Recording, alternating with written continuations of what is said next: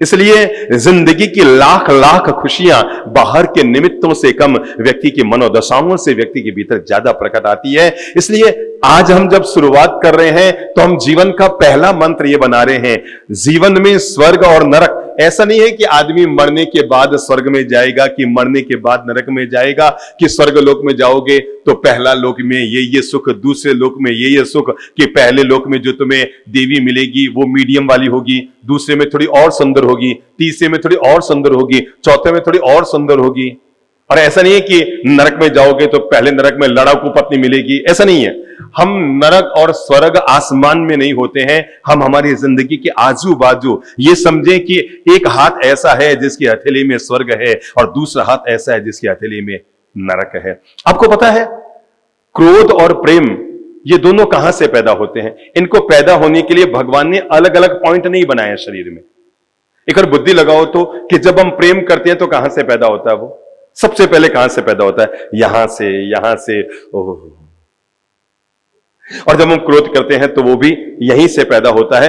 दोनों के पैदा होने की जगह एक जैसी है, क्योंकि हमको पता है कि जब समुद्र का मंथन हुआ था तो अमृत जहां से पैदा हुआ था, जहर भी वहीं पैदा हुआ था। जिस समुद्र के मंथन में से 14 रत्न निकल कर आए थे, अमृत भी वहीं से पैदा हुआ और जहर भी वहीं से पैदा हुआ। जिंदगी हमारी ऐसी है, ये दिमाग है, हम चाहें तो इसमें से रोज अमृत पैदा कर सकते हैं, हम चाहें तो इसमें से रोज जहर पैदा कर सकते हैं। जब हम वाह वाह बोलते हैं तो हमारे जिंदगी का हर पल, हर संबंध, हर रिश्ता, हर हर हर व्यक्ति हमारे लिए मीठा मधुर बन जाता है। जब हम आह आह करते हैं तो यही जिंदगी जो भगवान की ओर से हमें वरदान मिला है, हमारे लिए अभिशाप बन जाती है। तय इंसान को करना होता है, रोज रोज न तो आदमी रसगुल्ले खा सकता है, न रोज रोज ब्याह शादियों के खाने खा सकता है, न रोज रोज ब्यूटी पार्लर में जाकर सज धज कर आ सकता है, न रोज रोज परफ्यूम लगाकर अपने आप को सुवासित कर सकता है, पर रोज रोज अच्छे जीवन का मालिक बनकर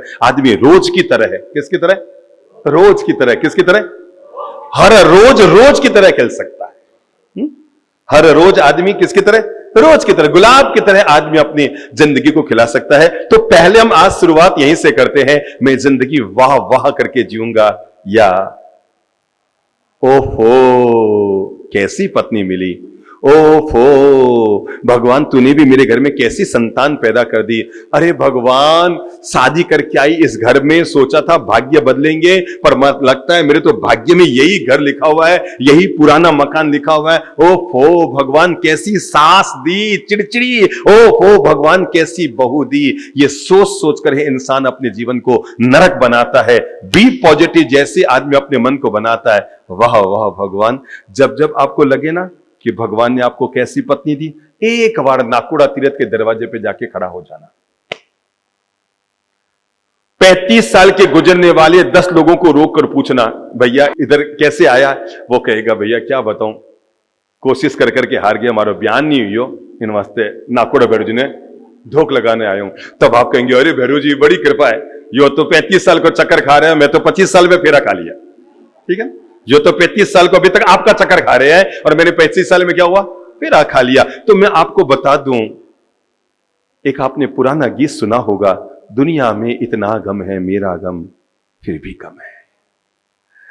एक काम करना, अपने 10 दोस्तों को लेकर के बैठना, ये पता करने के लिए कि मेरी जिंदगी में कितने दुख हैं, कितने सुख हैं, और आप एक काम करना, 10 थालियां लगा देना, 10 कुर्सी, 10 टेबल, 10 थालियां लगा देना, और उन थालियों में मिठाई चुठाई, नमकीन वमकीन, रोटी सब्जी, दाल चावल, ये सब नहीं, सबको कहना भैया अपना अपना दुख निकालकर थाली में रख दो, हम आपस में चेंज कर लेते हैं आज। फिर हर आदमी को लगता है मैं ज्यादा दुखी हूं, तो एक काम करते हैं, तेरा दुख मैं ले लूं, मेरा दुख तू ले ले, उसका दुख वो ले लो, तो सबके दुख कम हो जाएंगे, हल्के हो जाएंगे, क्योंकि मेरा दुख ज्यादा है और सामने वाला का दुख कम है। अब सबको कहना कि इस थाली में अपने अपने दुखड़े डाल दो। थाली भर गई, किससे? किसी ने बीबी का दुख डाला, किसी ने बच्चों का दुख डाला, किसी ने परिवार का दुख डाला, किसी ने कोई केस मुकदमे का दुख डाला, किसी ने कोई जमीन जायदाद के झगड़े का दुख डाला, किसी ने कोई किसी तरह का माथा फोड़ी, छाती कूटा, सिरपच्चियां, अपने अपने दुखड़े डाले, सबने अपने अपने ढेर बनाए। मैं आपको सच्ची कह रहा हूं, उन सबको अपने अपने चॉइस दे देना, भैया जिसको इसमें जो थाली पसंद हो वो चेंज कर लो। बताओ लोग क्या करेंगे? हैं? वो अपनी वाली लेंगे, अरे नहीं नहीं यार पता लग गया मेरा दुख बहुत कम है, इन 9 थालियों में दुख ज्यादा भरे हुए हैं, मेरा दुख। तो इसलिए जीवन की शुरुआत हम यहीं से करेंगे। हम आह आह कहकर जीवन को दुखी करने की बजाय अपनी मनोदशा को परफेक्ट करेंगे और वाह वाह कहकर जीवन को स्वर्ग बनाएंगे। जीवन नरक बने कि स्वर्ग बने हम तय करते हैं। जीवन हमारे लिए प्रभु का वरदान है जब हम वाह कहकर जीते हैं। जीवन तब अभिशाप बन जाता है जब हम आह कहकर जीते हैं। जीवन हमारे लिए तय हमें करना है कि हम बुनबुनाते हुए जीवन को जीते हैं कि गुनगुनाते हुए जीवन को जीते हैं। तय हमें करना होता है कि हम आज के दिन को क्रोध में जिएंगे कि प्रेम में जिएंगे, हमें तय करना। ये भगवान ने हमें जबान दी है ना। कुछ लोग इतना मीठा बोलते हैं, इतना मीठा बोलते हैं कि दुश्मन के भी दिल में उतर जाते हैं। कुछ लोग इतना कड़वा बोलते हैं, इतना टेढ़ा बोलते हैं, इतने व्यंग्य में बोलते हैं, ऐसे अपशब्द बोलते हैं कि अपनों के भी दिल से उतर जाते हैं। तो तय हो गया ना। भगवान ने, देखो भगवान बड़ा गजब का है, सारे काम 9 महीने में फिट कर देता है। आंख की जगह आंख, कान की जगह कान, मुंह की जगह मुंह और नाक की जगह नाक, हाथ की जगह हाथ, पांव की जगह पांव और पेट की जगह पेट। हर चीज परफेक्ट फिट करके भेजी है। पर मैं आपको कैसे बताऊं, 9 महीने में आंख, नाक, कान, गला, हाथ, पांव सब फिट करके हमें बाहर निकालता है।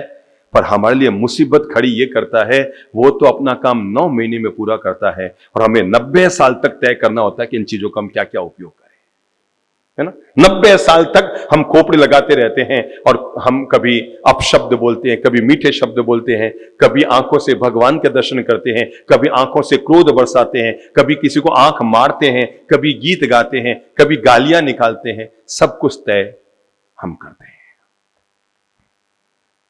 माचिस की तीली है, आपको निकाल कर किसी ने दी, लो भैया इसका उपयोग करो। एक और बुद्धि लगाओ, नेगेटिव आदमी माचिस की तीली का क्या उपयोग करेगा और पॉजिटिव आदमी माचिस की तीली का क्या उपयोग करेगा।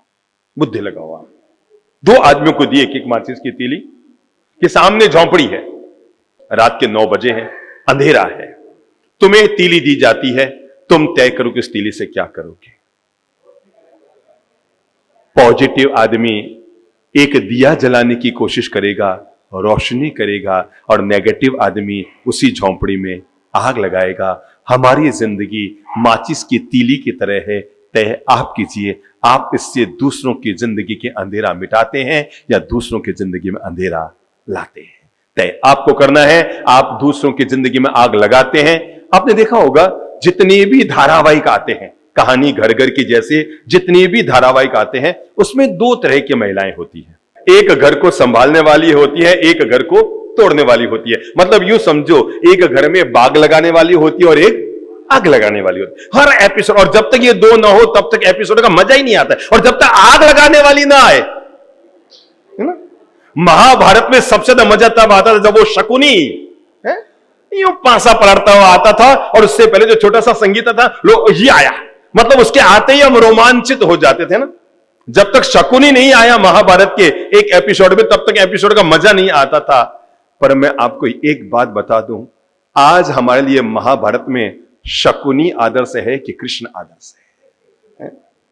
आज दुनिया में शकुनी पर थूका जाएगा और कृष्ण को हमेशा पूजा जाएगा। घर में भी ध्यान रखना, आग लगाने वाले थूके जाते हैं और बाग लगाने वाले पूजे जाते हैं। तय हमें करना होता है, हम अपने घर में आग लगाने की भूमिका अदा करते हैं या।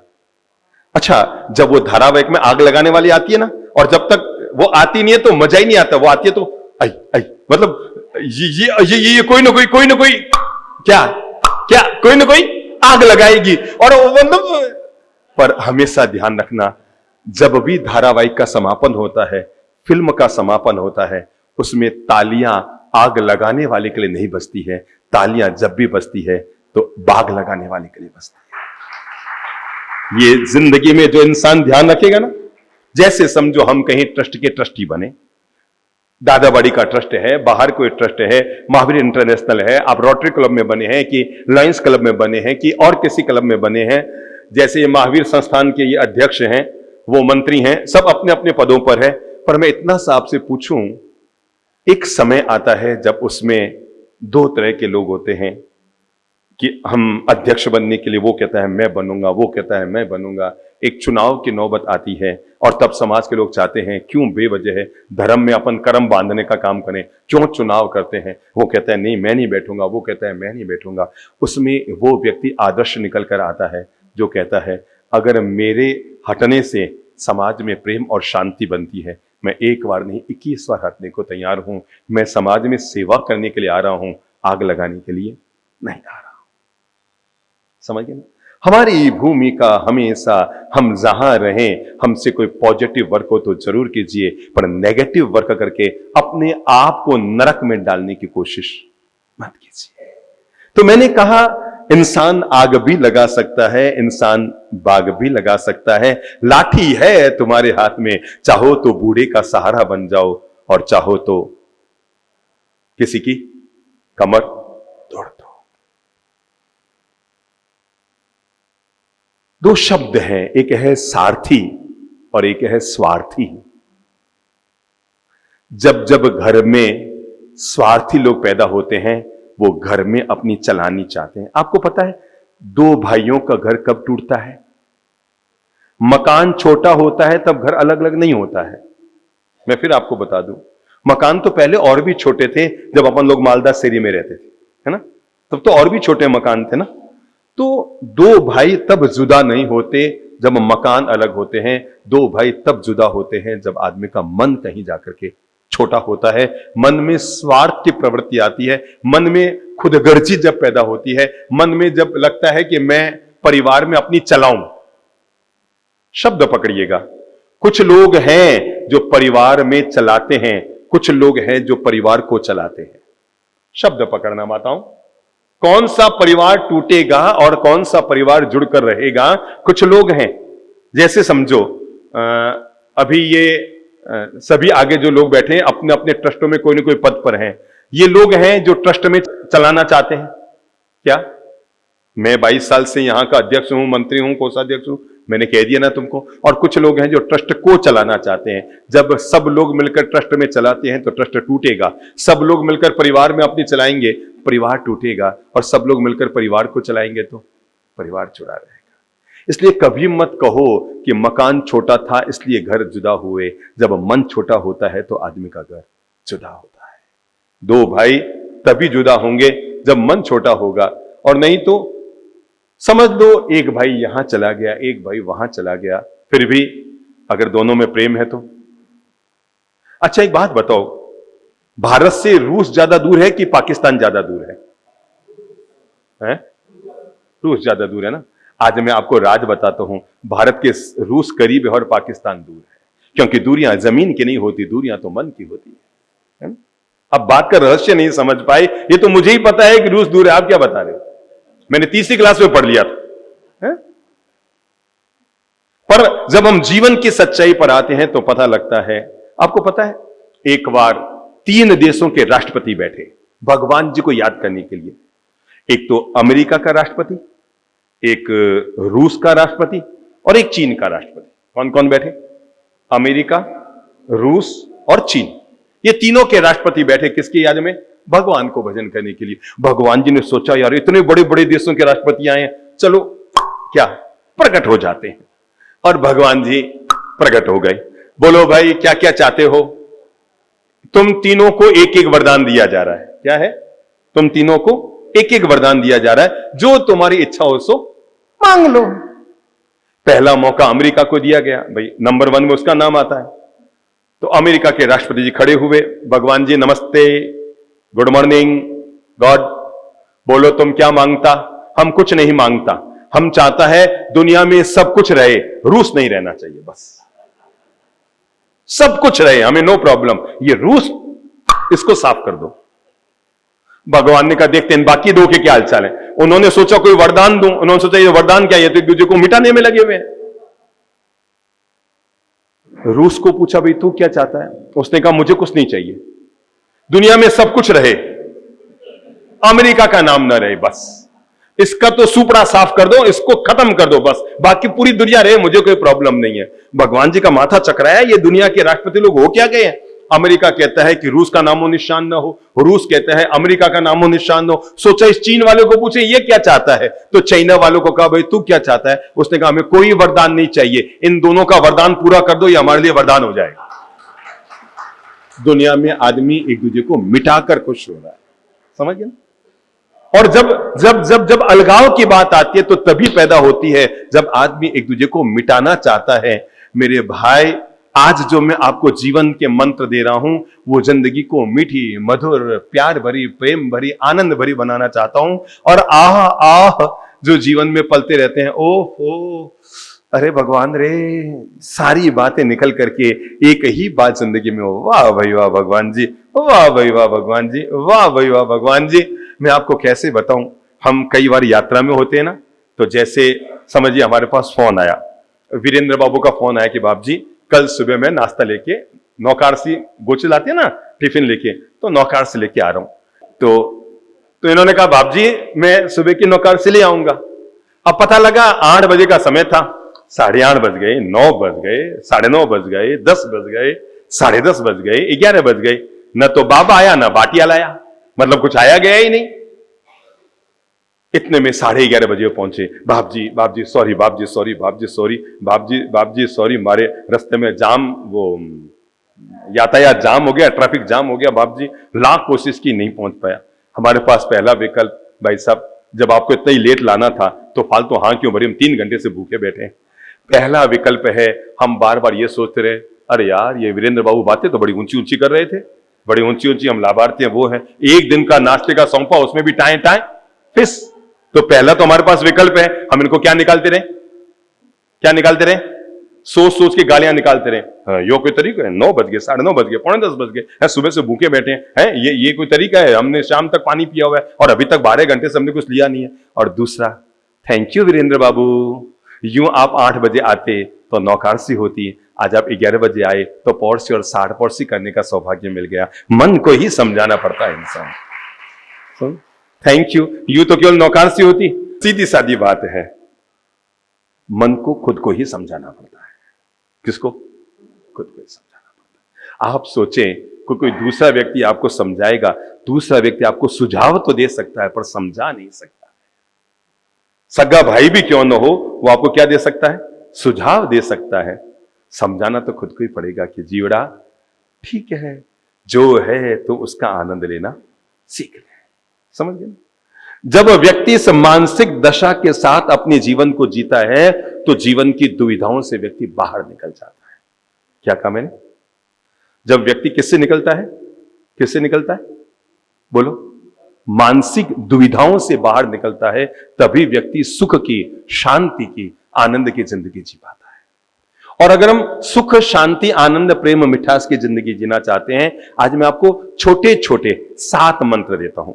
आप ये समझिए मंत्र नहीं, 7 चाबियां दे रहा हूं। इन चाबियों को आप जीवन के छल्ले में डालकर रखिएगा और जब जब जरूरत पड़े इन चाबियों का उपयोग करते रहिएगा। और जीवन के छल्ले में डालने के लिए पहली चाबी मैं आपको दे रहा हूं और वो है, तय कर लो मैं जीवन के प्रति, किसके प्रति? शब्द बोल लो, मैं जीवन के प्रति पॉजिटिव रहूंगा। पहली बात ध्यान रखो, मैं किसके प्रति? दूसरों के प्रति तो बहुत दूर की बात है कि मैं अपने भाई के प्रति, बहन के प्रति, मम्मी पापा, काका काकी, भाई भांजा, भतीजा, व्यापारी, पड़ोसी, ट्रस्टी, समाज, इन सब के साथ कितना रह पाऊं अलग बात है, पर मैं अपनी लाइफ के प्रति, अपनी जिंदगी के प्रति मैं हमेशा भी पॉजिटिव रहूंगा। मैं अपने आप के प्रति हमेशा ईमानदारी से जीवन जीऊंगा। मैं हर निराशा में भी आशा का फूल खिलाने की कोशिश करूंगा। दुनिया में ऐसा कोई नहीं है जिसके जीवन में 4 समस्याएं ना हो। हम बाद में जगते हैं, हमारी समस्याएं पहले जग जाती हैं। पता है, हमारी आंख बाद में खुलती है, हमारी समस्याओं की आंख पहले खुल जाती है। तो दुनिया में ऐसा कोई नहीं है जिसके जीवन में 4 माथाफोड़ी, 4 सिरपचिया, 4 समस्याएं ना हो। आप ये मत सोचो कि सबकी पत्नियां परफेक्ट है और आपकी पत्नी में इफेक्ट डिफेक्ट है, ऐसा नहीं है। आप वाली तो बहुत अच्छी है, उनके तो बहुत ही डिफेक्ट है, आपके तो बहुत ही परफेक्ट है। केवल हम वो समझ नहीं पाते हैं कि जिंदगी में, किसी जिंदगी में क्या भरा हुआ है। हम पहला सोच बनाएं, पहला नजरिया बनाएं, मैं अपने आप के प्रति हमेशा ईमानदारी से पॉजिटिव रहूंगा। किसके प्रति? अपने आप के प्रति। अगर आप ये काम जीवन भर कर सकते हैं तो आजीवन सुखी रहेंगे, जीवन भर रहो। अपने आप के प्रति हमेशा पॉजिटिव रहो। मैंने जैसे भी आहार का बताया, पॉजिटिव रहो, बी पॉजिटिव, कोई दिक्कत नहीं, आनंद है, नो प्रॉब्लम।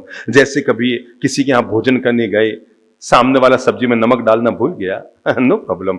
आप भोजन करने बैठे हैं, आपके पास पहला विकल्प है मुंह बिगाड़ कर खाएं, क्या यार अब इससे नमक मांग भी नहीं सकते हैं, कह भी नहीं सकते हैं, कैसा नमक तो डालने भूल गया, ठीक है खा रहे हैं, अब ठीक है, सब स्वाद का एकदम सत्यानाश कर दिया, वो कर दिया, ये कर दिया, वो कर दिया। दूसरी बजाय, ओहो अच्छा हुआ इन 15 दिनों में एम्बिल में कर ही नहीं पाया था, चलो भगवान आधा एम्बिल करने का सौभाग्य दे दिया, कम से कम बिना नमक का खाना खा रहा हूं भी। मन को खुद के प्रति, अपनी जिंदगी के प्रति नजरिए को सकारात्मक बनाइए। जैसे समझिए, एक समय होता है कभी इंसान के जीवन में बहुत सारी खुशियां होती हैं, बच्चे उसके कहने में रहते हैं, ये है वो है, उसके इशारे पर दौड़ रहे होते हैं, क्योंकि तब तक उनके काम इनसे पूरे हो रहते हैं। एक समय ऐसा आता है जब सब अपने अपने पांव पे खड़े हो जाते हैं। फर्क क्या होता है, मां बाप ये सोचते हैं कि हम जो कमा रहे हैं बच्चों के लिए लगा दें। मां बाप ये सोचते हैं हम जो कमा रहे हैं किसके लिए लगाएं, बच्चों के लिए लगाएं। और जिस दिन बच्चे कमाने लग जाते हैं उस दिन वो सोचते हैं हमें मां बाप की जरूरत क्या, अब तो हम खुद ही कमाने लग गए। ये जो फर्क है ये जवान और बुढ़ापे की जिंदगी में फर्क पैदा करता है। आदमी सोचता है मैं जो कमा रहा हूं बच्चों के कैरियर को बढ़ा दूं, उनकी जिंदगी बना दूं, ठीक है। अभी की बात है, 3 दिन पहले एक महानुभाव आए, यहीं किसी मेडिकल कॉलेज में अपने बच्ची का दाखिला कराना था और उन्होंने शायद 1.25 लाख या 1.5 लाख मांगा होगा, और उन्होंने कहा साहब 70 लाख तो मैंने अपनी वो, जब मैं रिटायर्ड हुआ अभी तो वो आए, रिटायर्ड होते तो आते हैं ना सरकारी नौकरी में से, तो 70 लाख वो आए, एक प्लॉट और ये और ये और ये करके आखिर मैंने 1.25 करोड़ इकट्ठा किया, उसको मेडिकल कॉलेज में दाखिला दिला दिया। मैं सोचकर हतप्रभ रह गया। मैंने कहा इन्होंने सब कुछ इसके लिए लगा दिया है, ये सोच रहे हैं मेरा जो कुछ है वो इनके लिए लगा दे, और जिस दिन वो कमाने लग जाएगा वो सोचेगा अब मुझे इनकी कहां जरूरत है, मैं खुद कमा रहा हूं। तो जब ऐसी स्थिति जिंदगी में आती है, जब बच्चे ये सोचने लग जाते हैं मैं खुद कमा रहा हूं, मुझे इनकी कहां जरूरत है। आदमी जब कमाता है ना तो सोचता है कि मैं अपनी पत्नी और बच्चों की हर जरूरतें पूरी करूं। क्या आदमी जब कमाता है तो क्या सोचता है, मैं अपने बच्चे और पत्नी की हर जरूरत पूरी करूं। और जिस दिन वो पत्नी कमाने लग जाती है वो सोचते हैं मुझे पति की कहां जरूरत है, मैं खुद कमा रही हूं। तो ये जो नजरिया होता है ये इंसान की जिंदगी में एक दिन लाकर के तनाव पैदा करता है, नेगेटिविटी पैदा करता है। लेकिन ऐसी स्थिति में भी व्यक्ति अपने आप को मानसिक तौर पर पॉजिटिव बनाता है। जिस दिन बच्चे के लिए 1.5 करोड़ का खर्चा करो उसी दिन अपने आप के लिए ये प्रण कर लो और अपने आप के लिए ये मोटिवेट कर लो खुद को कि जिसके लिए आज मैंने 1.5 करोड़ खर्चा किया है, एक दिन ये मुझे 1.5 करोड़ का भी, 1.5 कोड़ी, करोड़ नहीं, 1.5 कोड़ी का भी मानने वाला नहीं है। अगर इतनी तैयारी है तो खर्च करो, नहीं तो चुपचाप बैठ जाओ। नहीं तो मन में विषाद होगा, जब बुढ़ापे में वो आपका फोन नहीं उठाएगा और आपका फोन काटता रहेगा, तब मन में विषाद होगा, ओहो मैंने जिसके लिए सब कुछ लगाया आज वो कुछ भी नहीं मान रहा है। अपने आप के प्रति पॉजिटिव नजरिया पैदा करो। निराशा के वातावरण में भी आशा के फूल खिलाने की कोशिश करो। जिंदगी को देखने का नजरिया यही है, तय हमको करना है। हम फूल में भी कांटों को देख सकते हैं और कांटों में भी फूल को देख सकते हैं। वाह भाई वाह, क्या कांटों में फूल खिले हैं, ओफो क्या फूल है, चारों तरफ तो कांटे। सोचना ही पर्याप्त नहीं है, पॉजिटिव सोचना जरूरी है। मैं आपको बता दूं, सोचना पर्याप्त नहीं। हम सोच रहे हैं, हम दिन भर करते क्या है सोचने के अलावा, सोचते ही रहते हैं और फितूरबाजियां दिमाग में पैदा करते ही रहते हैं। अटरम पटरम सटरम कटरम कटरम, पता नहीं हमारे काम की बातें दिमाग में कम और बेकार की बातें दिमाग में ज्यादा है। हमें हमारे बच्चों का कम पता है, दूसरों के बच्चों का ज्यादा पता है। पड़ोसी की बेटी किधर कितना बजे निकली ये तो हमें पता है, और खुद की बेटी कब निकली तो खबर ही नहीं है। तो हमें दूसरों की खबरें बहुत है, खुद की खबर। मोती भाई पटेल बड़ा गजब का आदमी, उल्टी खोपड़ी का आदमी। कौन सा आदमी? उल्टी खोपड़ी का आदमी। और उल्टी खोपड़ी का आदमी मोती भाई पटेल हमेशा उल्टी उल्टी उल्टी उल्टी बातें सोचता रहता, दिन भर फितूरबाजियां करता रहता। तो एक दिन क्या हुआ, वो मोती भाई पटेल, पहले लोग दंतुअन करते थे। किससे करते थे? वो नीम से, बिल्कुल नीम का करके आगे से वो दांत से यूं यूं करके और फिर दंतुअन कर रहा था, और वो 15 मिनट तक दंतुअन करते रहते थे, यूं यूं यूं यूं कर रहे थे। इतने में एक सांडिया आया। सांडी आके वहां खड़ा हो गया, तो वो एक हाथ से दंतुअन कर रहे थे मोती भाई पटेल और दूसरे हाथ से उस पर हाथ फेर रहे थे। और नियम है सांड के जब हाथ फेरेंगे तो वो और करीब आएगा। उन्होंने और हाथ फेरा, वो और करीब आ गया, बिल्कुल चिपक के खड़ा हो गया। अब तो रोज का क्रम हो गया, रोज 7 बजे मोती भाई पटेल यूं यूं मंजन कर रहा होता और सांडी आके खड़ा हो जाता और वो रोज यूं हाथ फेरता। इतना ही नहीं, वो दरअसल क्या था, सांडी का जो सींग थे ना वो बिल्कुल यूं गोल थे। क्या थे? गोल थे। वो रोज सींगों पे हाथ फेरता। अरे वाह भाई वाह, क्या मस्त सींग है इसके, क्या गोल मटोल है, बिल्कुल मेरे सिर के साइज के, डाल के देखो, नहीं नहीं नहीं नहीं नहीं। फिर सोचता डाल के देखो, नहीं नहीं नहीं नहीं नहीं। कई बार चिपका के देखता, बिल्कुल मेरे सिर के साइज के, फिट हो जाएगा, डाल के देखो, नहीं नहीं नहीं नहीं नहीं नहीं, डाल के देखो, नहीं नहीं नहीं नहीं नहीं नहीं। 3-4 महीने बीत गए। अब रोज वो सांडी आता, सांडी समझ गया ना, हाँ सांड लड़ने वाला, रोज आता, रोज वो हाथ फेरते और रोज वो क्या सिर सिर सिर सटा के देखता, हाँ यार है तो बिल्कुल मेरे साइज का। 3-4 महीने बीत गए और रोज सोचे डाल के देखो, फिर कहता नहीं नहीं, डाल के देखो, नहीं नहीं, डाल के देखो। एक दिन आखिर डाल ही दिया और जैसे ही सांडिये के सींगों में अपना सिर डाला कि डालते के साथ क्या हुआ होगा सोचो। सांडिये ने पटक पटक के इधर से उधर से इधर से उधर से, अरे वो क्या बचाओ रे, वो बचाओ रे बचाओ रे, वो कितना ही सांडिये के हाथ फेरा, अब सांडिया मानेगा, वो तो उसको इधर पटके उधर पटके 25 हड्डियां टूट गई उसकी। अरे बचाओ बचाओ, पूरा लहू लुहान चल गया। मोहल्ले के कॉलोनी के लोग इकट्ठे हुए। अब सांडिया कंट्रोल में आए क्या? ऐसे कोई 25 लोग इकट्ठे हुए, जैसे तैसे डोरियां डाल डूल के इधर उधर से फंसा के सांडिया को पकड़ा और बड़ी मुश्किल से यूं यूं यूं यूं करके उसको बाहर निकाला। अब उसको बाहर निकाला तो सोच सकते हो क्या स्थिति में था। तो लोगों ने कहा, अरे मूर्ख, पगला ही करता रहता है, कुछ तो सोच के काम किया कर। क्या कहा? कुछ तो सोचता, कहां पर से डाल रहा है। उसने कहा कितना सोचूं, 4 महीने से सोच रहा था, बताओ कितना सोचूं है? 4 महीने तक सोच के सींग डाले। अब बताओ इस सोचने का लाभ क्या है? हम सोचते तो हैं पर मोती भाई पटेल की तरह सोचते हैं। मोती भाई पटेल की तरह सोचेंगे तो अपना सिर सांडिये के सींग में डालेंगे और सरदार वल्लभ भाई पटेल की तरह सोचेंगे तो देश के विकास में लौह पुरुष साबित हो जाएंगे। सोच तो दोनों की है। एक ने अपनी सोच को अपने आप के लिए हानिकारक बनाया और दूसरे ने अपनी सोच से देश का विकास किया। मैं ये कहना चाहता हूं, हर व्यक्ति को अपने आप के प्रति, खुद के प्रति, अपनी जिंदगी के प्रति हमेशा पहला नजरिया लेकर आना चाहिए। मैं हमेशा पॉजिटिव रहूंगा, अपने आप के प्रति पॉजिटिव रहूंगा। किसके प्रति? भगवान बुद्ध के एक शिष्य थे जिनका नाम था आनंद। क्या नाम था? आनंद। जैसे गणधर गौतम स्वामी भगवान महावीर के शिष्य थे, ऐसे ही बुद्ध के शिष्य के नाम का, प्रथम शिष्य का नाम था आनंद।